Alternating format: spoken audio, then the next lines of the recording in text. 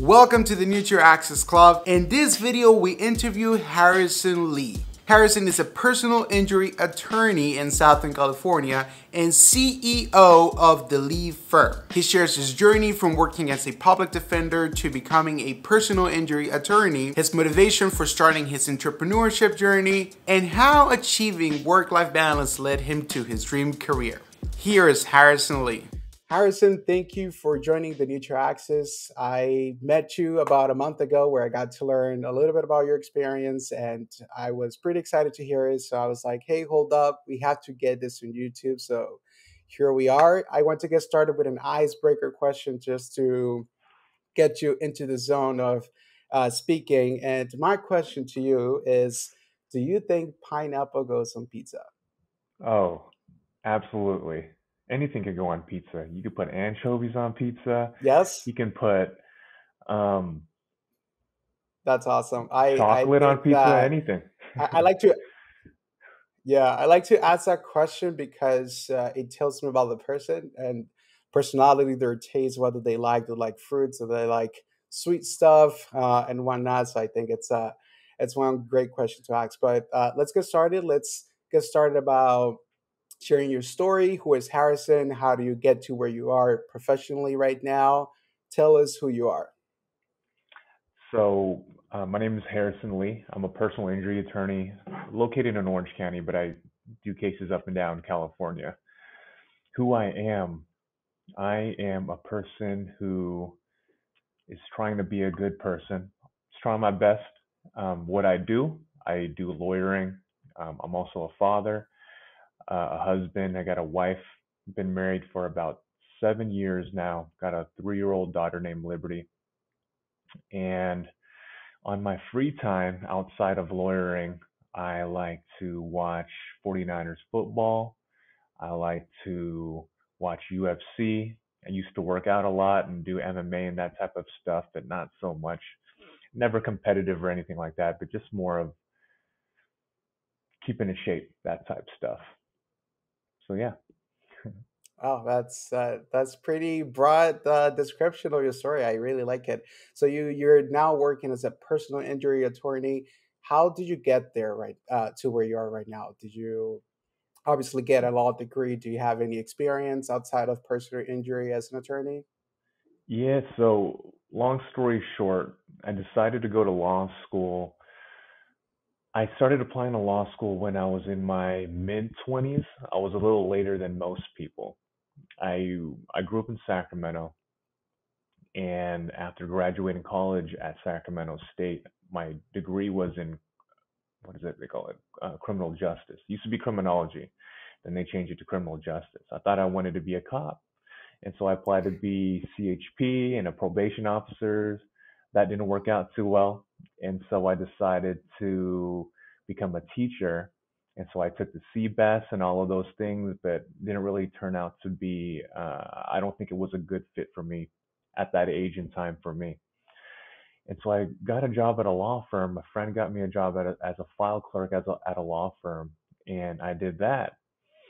It wasn't the best job, but if I learned anything, I remember just being around attorneys for the first time for 8 hours a day, sometimes longer, and I was thinking like, you know what? They're just as dumb as I am. Not all, joke. I'm saying that as a joke, but it was like, attorneys, they're just like humans, just like anyone else.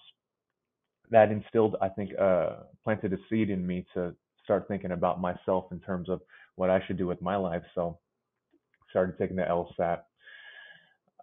Eventually got into a law school. I applied to 10 different law schools. I just needed one opportunity, one school to take a chance on me, and I got a school to take a chance on me. That was California Western in San Diego. So I went there, and in 2011, once I was there, I wanted to be. I met a couple of public defenders. Those are criminal defense attorneys that worked for the county, and I fell in love with that line of work. So my goal at that time was to be a public defender. Eventually, I got that job after graduating law school. Job's a very tough job. It's a very selfless job, and it's a labor of love. I did that for a long time. got married, had a kid, and I needed to adjust my life a little bit. And so personal injury was where it's at, and I love it. There's still, there's still the David and Goliath complex where I'm helping the little guy, fighting for the little guy against the large companies, the large corporations, insurance companies that are trying to escape liability, that type of stuff, escaping accountability. So I love it. This is where I feel at home. So I know that was a long answer, but yeah. No, I love it because I have a lot to unpack right now. So Yeah. uh, it's interesting how you point out when you're really passionate about something, but sometimes we have to make decisions that affect our careers because there's all the interests that we have. In your case, you went from a public defender, criminal public defender, to a personal injury attorney, and your decision was exclusively on work-life balance. You needed to dedicate more time to your family, and it's something that I always try to share with colleagues and friends and everything. Not everything is about the career. We do have all the interests. We do have all the priorities, and the more we listen to that in our ear, or that is telling us like we should do this, we should do that, the more fulfilled we will feel with our career. So thank you for sharing that. Yeah. So I wanted to ask you, so you took your LSATs, you had a bachelor's degree in criminology or that criminal justice. You took your LSATs, you applied to law school. Do you have to have some sort of background in justice or law at all in order to get into law school? No, not really, because being a lawyer, there's so many. It's so versatile. It's like engineering, right? There's so many other types. Or there's so many types of engineers out there. Electrical engineer, sound engineer. There's so many things, and it's the same with law. There's criminal attorneys, and within attorneys, there's prosecutors, there's criminal defense attorneys, and even you can even break that down more. There's some criminal defense attorneys that only focus on felonies or misdemeanors or only on DUIs. On the civil side, there's personal injury attorneys, there's workers' comp, trust and estates. There's so many things you can do, and depending on your personality and what your interests are, um, the sky's the sky's really the limit in terms of what you can and want to do with a law degree. Yeah. That's great. But I would imagine that there's some certain kind of skills or experience or Oh. trait that should be there for somebody to pursue a career in law. For instance, I would think one of those things would be the ability to persuade. I grew up that whenever you hear somebody persuading or trying to convince somebody else to their point, they're usually told, hey, you should be a lawyer. You think Mm. that's exactly the case, even though you can come from different backgrounds. I'm in engineering. So if I go in tomorrow and say, hey, I want to be a lawyer, do you think there's some certain type of skill or trait that would benefit me in my pursuit of being a lawyer? I think that's the perception. The only trait is you just got to be a little crazy, to want to be a lawyer. No, but I think that's perception because, on TV, you always see the lawyer in the courtroom making these grandiose statements and influence a crowd and all of those things. That's not the case. You can there's a majority of the attorneys, I want to say like maybe 80 or maybe higher than that, 80 to 90% of lawyers never step foot in a court. A lot of these lawyers are having jobs where they're reviewing contracts or they're advising or counseling businesses and that type of stuff. And in those situations, you're not really trying to persuade anyone. You're just informing and counseling people. The Mm, majority of attorney jobs are that. So no, to answer your main question, you don't really need any trade outside of just an interest in the law, really. Yeah. that is great to hear. I obviously the TV is all we have as public. I don't have any friends that I hear from their day to day on Yeah. what it is to be a lawyer. So obviously, Law and Order It's my show.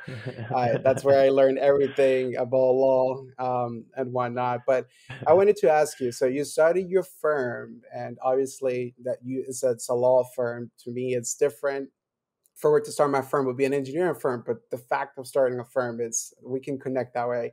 At what Yeah. point did you realize that was the right move? Besides, you could have switched to another job that will give you those work life balance interests that you have. How did you decide, oh, this is what I want to do? I want to start a firm. I want to target a certain type of customer. I want to practice this type of law. How do you come into planning and executing that? Yes, so two things led me to a decision to open up my own firm. One, we kind of touched upon it earlier, is family. Once I had a wife and kid, um, that was my main focus. I wanted my destiny to be in my hands.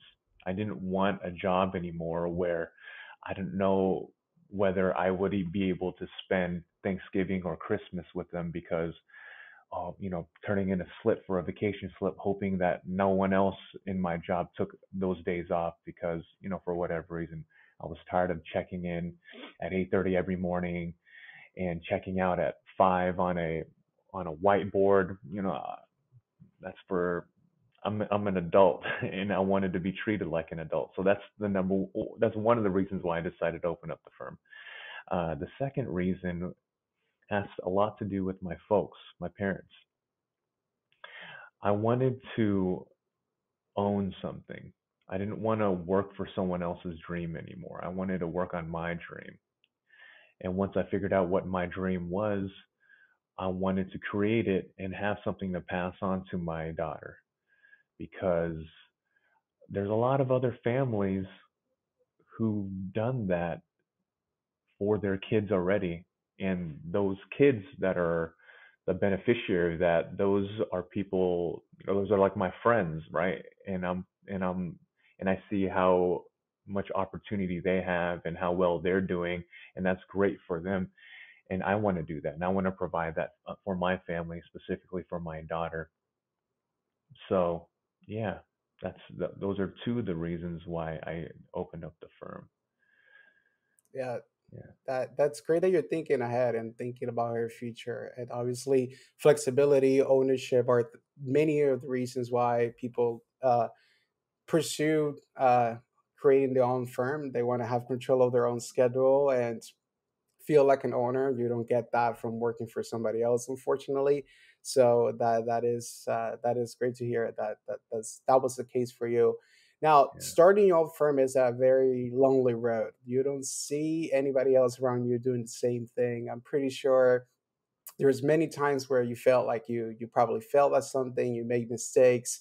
How do you recover from that when you have nobody else telling you you should do this, you should do that, or telling you or advising you on how to do things in that kind of world? yeah. So I'll tell you this: a lot of ups and downs. In 2 weeks will be 2.5 weeks. It'll be a year. Excuse me. It'll be a year. 1 year anniversary for this firm. I haven't declared bankruptcy yet. I'm still around, right? But through this year, there's a lot of ups and downs, man. And the downs, like you said, if I'm all by myself, I'm experiencing those downs alone. And the one thing that keeps me up and keeps me going is fear, really. Um, it's fear of going back to where I was before because if I think of it this way, if I'm scared now, how much more afraid and how much more miserable would I be if I just went back to my old job then, clocking back in at 8:30, clocking back out at 5, hoping, praying on my knees that they approve my time so I can spend time with my family on Thanksgiving or Christmas or stuff like that. That's misery. That's real fear. My little failure that I had about this business, yeah, while it sucks that, I didn't get a specific client or get a specific result, um, you know what? That's nothing. In the grand scheme of things, those are all, I believe, growing pains. And it's good that I'm experiencing those things now because 10 years from now, when my challenges and the hills that I'm climbing or the mountains that I'm climbing are a lot larger, I'll be more prepared for it and I'll be ready for it. Wow, that was a very beautiful answer. I can tell just by the way you answered that question that you have a lot of emotional intelligence, and the fact that you're able to see that situation that you're going through with a silver lining, hoping for better days, tells a lot about who you are as a person. You definitely have a lot of growth mindset. So I truly appreciate that you're sharing that with us. So you mentioned about your fear of going back to your old days, and that you're using that as a catalyst to actually move you forward, which is great. That's something we should all learn. Did you have any fears back in the days when you were working for another firm, a law firm, at all that perhaps motivate you to start your own firm? Besides your family, obviously, the family is Yeah. a very important reason. But was there any fear that you had as a lawyer before uh, you reached the point of starting your own firm? Yeah, definitely. And it's a different kind of fear, but the fear that I had was fear that I was never going to experience life to the fullest, if that makes sense. Um, when I was in a more structured setting, I felt more of like just to a piece to a larger machine, but I never got to be myself. I never got to do what I wanted to do, and I never really got to express my own kind of talents in the way that I felt was um, in the way that I felt could be best suited. And so that was my fear, that I was never going to be able to do that. And that fear was a big fear for me. And and that fear was only, but so my fear of any fear that I had is in starting my own firm, it was outweighed by that fear of never living up to my potential.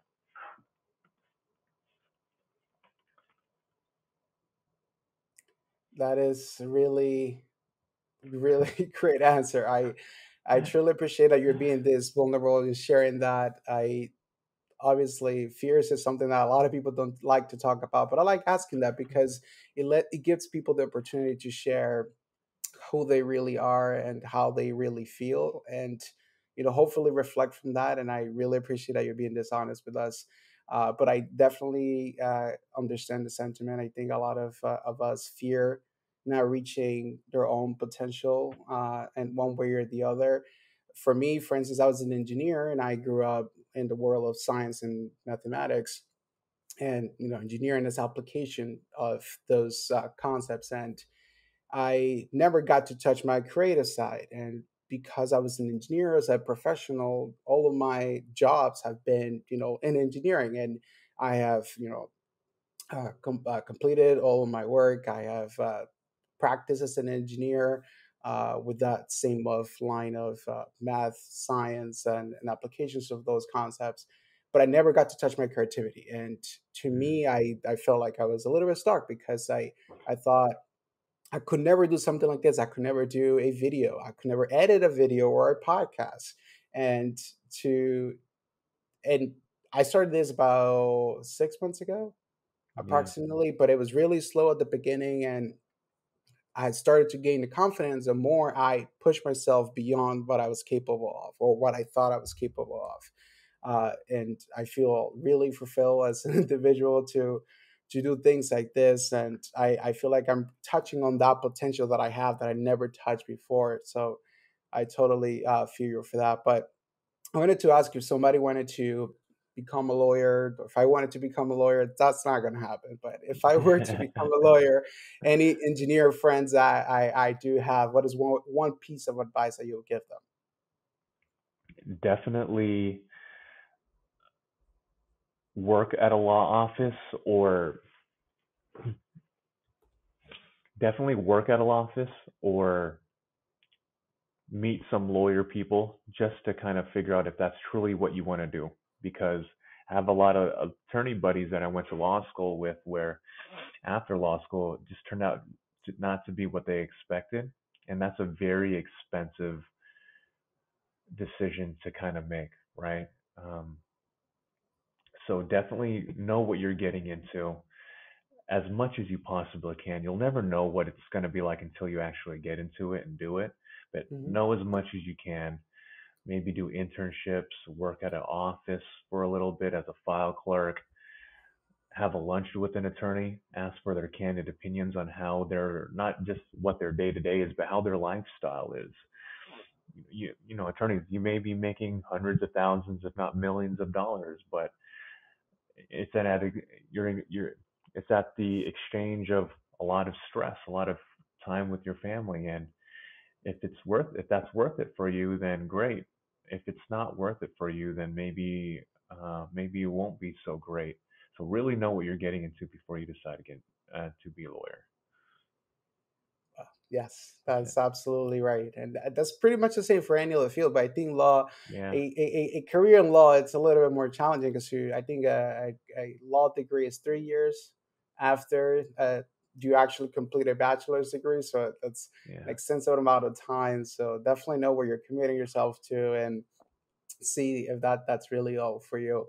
Do Yeah. you read anything? Do you read any books? Listen to any podcasts? Any podcast recommendations Let's or book see. recommendations? Books. The book I'm reading right now. It's Untethered Soul. I forget the author, but it's a great book. It's a book. Yeah, if you wanted to pin it that the book in a corner and label it, it's a self help book type thing. But I think it's a little more than that. Um, so if I can recommend any book to anyone, Untethered Soul. Podcast, man, not too much. Your podcast, obviously, um, That's a good but recommendation. yeah, it's a great recommendation, man. But no, when I get free time now, I'm either hanging out with my kid, hanging out with the family, or I'm working, or I'm reading Untethered Soul, or listening to your podcast. But yeah, That's yeah, good. Yeah, no, I'll check it out. I'll make sure to put it in the show notes for anybody that wants to look into it. But it sounds like it's a very soul searching book just by the title of the book itself. I really enjoy a lot of self help books, so I'll definitely look into it. yeah. All right, so we're both in Toastmasters, and that's how I met you. And part of each Toastmasters meeting is a round that is called Table Topics, where we get to practice our improv skills, ability to think on our feet and formulate a quick answer. Just they bring you a question and you answer right there on the clock. So when I ask you one question that is in a table topics format, and I want to see what you come up with, it doesn't matter what Let's you go. come up with. So think about that we're in a meeting right now doing that table topics round. Are you ready? Let's go. All right, so the question is, when it's all said and done, will you have said more than you have done?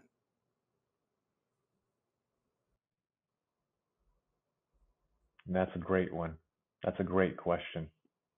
When it's all said and done, would I have said more than what I have done?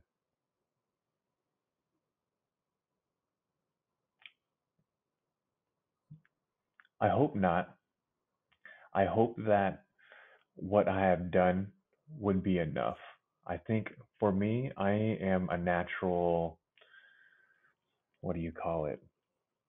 I'm not a, I'm a natural introvert. I don't like to say things. I don't like to talk too much. I like my work to kind of speak for Mhm. itself. But I understand that we don't live in that type of world, especially with social media and the way advertising is now. People want to see and they want to be convinced first before they see your work. They want to be convinced through your words first before they do the hard work and looking at your portfolio and those type of things. So I hope I hope I don't have to, but yeah, that's my answer. That was a good one. That was a good question. All right, Harrison, thank you for your time for joining us today at the Nature Axis. Any final words, comments at all? No, I just thank you for having me, man. I appreciate your friendship. I appreciate having me here, and I'm looking forward to just seeing your growth too, just as much as mine. And see you later. Thanks, Wilson. All right. Thank you for joining. See you next time.